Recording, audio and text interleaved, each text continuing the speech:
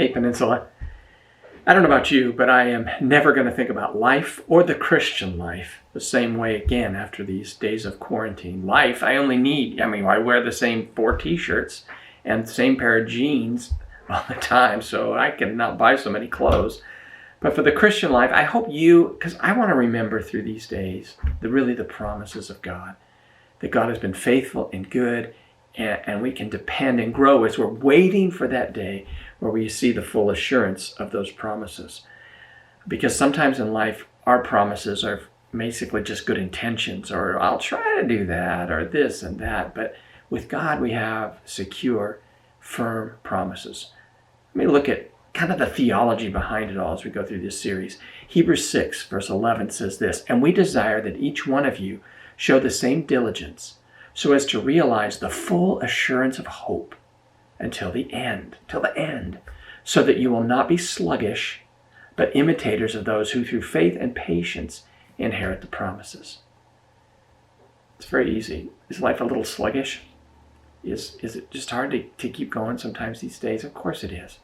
In verse 13 of Hebrews 6, it says this, "For when God made the promise to Abraham, since he could swear by no one greater, he swore by himself."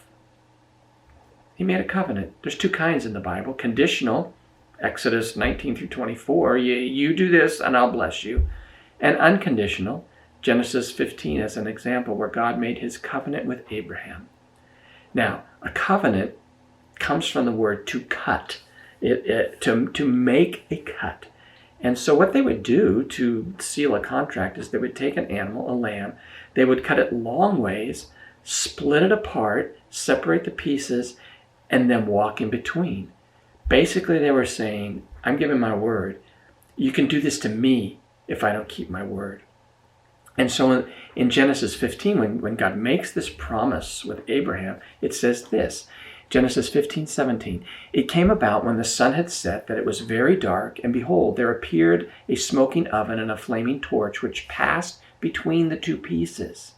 On that day the Lord made a covenant with Abram, saying, to your descendants I have given this land from the river of Egypt, the great river, the river Euphrates."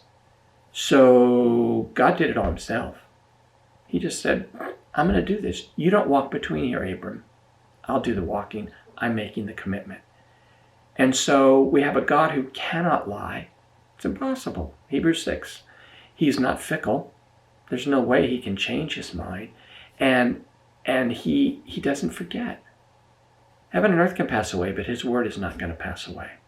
See, that's what's behind all of these promises. So today, I encourage you, just take a deep breath. God has nothing to do with broken promises. He keeps his word. He's not like us who sign loans and renege. That's not God. He doesn't forget. He doesn't lie. He's not fickle. His promises are sometimes unconditional. Make sure they're for you. Make sure you understand them. And then live. May we not forget, God is a promiser and will live with those promises in mind. Have a great day.